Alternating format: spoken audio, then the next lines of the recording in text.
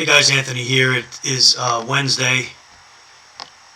It is February 17th, 2021.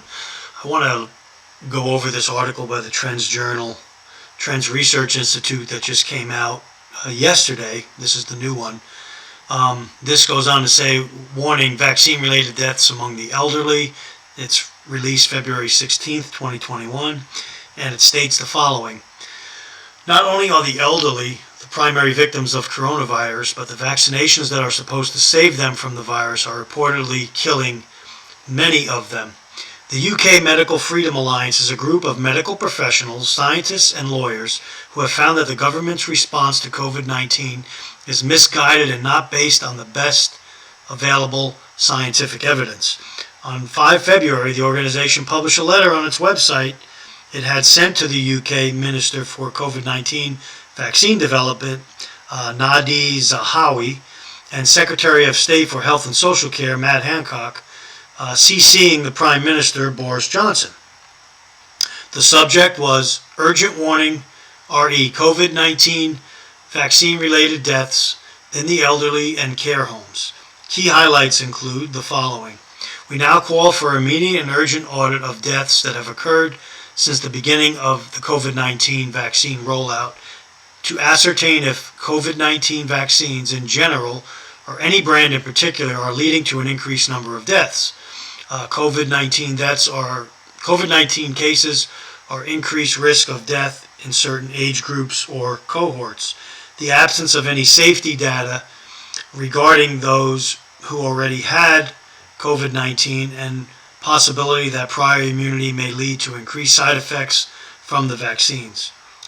Our particular concern is the impact of COVID-19 vaccines on the very elderly and those in care homes.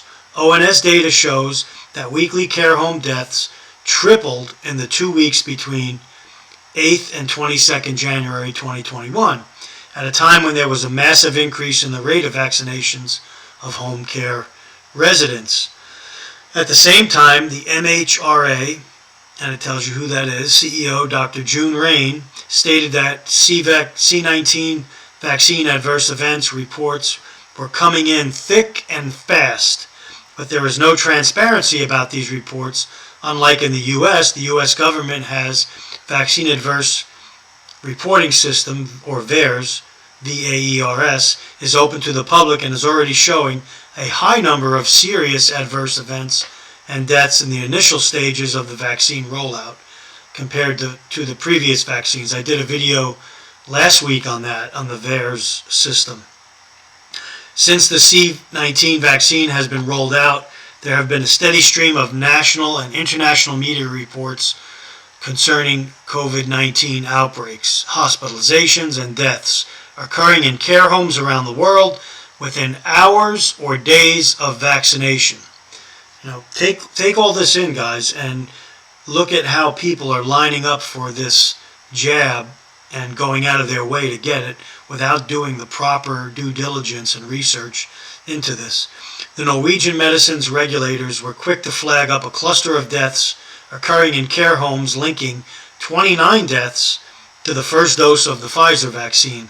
Norwegian officials listed fever, vomiting, and nausea as the side effects that may have led to those deaths in the frail patients.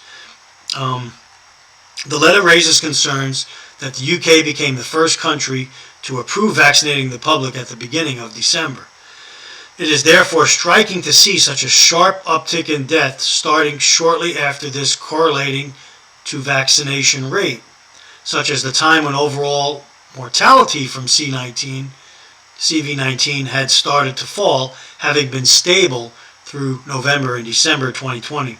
The letter concludes that given the legitimate concerns about the effect of the new COVID-19 vaccines on the elderly, we therefore demand an urgent audit and full investigation of all deaths that have occurred since the vaccine rollout began on 8 December 2020, to be carried out by scientists that are independent of SAGE and government and overseen by an all-party committee. I don't think that's going to happen anytime soon. We would like to see the results published publicly before any rollout of second vaccine doses to those who have received the first dose. That I don't think is going to happen. Here's the Trends Trends Post says in red here, as detailed in this Trends Journal, hard scientific data as to the negative effects of the COVID vaccine have not been established by government health agencies. Indeed, the Operation Warp Speed vaccination has been rushed to the market when, according to biomedicine consultant Jens Peter Gregerson, an average vaccine takes about 10 to 12 years to be developed. Yet despite the lack of long-term data to prove its efficacy and dangers, the vast majority of the public will line up for the jab for three basic reasons. They will be coerced. Let's highlight these. They will be coerced or forced by governments, education systems, and or employers. Number two, the fear of dying of the virus, which is a valid fear. Number three, those who are not vaccinated will not be permitted to travel or attend functions. And then there's a couple of comments from people on the site here. How could they design a vaccine for a virus that does not exist, has never been isolated anywhere? World death rate, same in 2020 as 2019, 2018, and 2017. Cancer's down, first time heart disease down, and the flu is gone. But everybody has COVID. Nice try, CDC and WHO. Criminals of humanity, all mRNA is not vaccination. Synthetic RNA will set off a storm of inflammation and autoimmune disorders. I actually heard that from a video of a doctor's that I posted just the other day.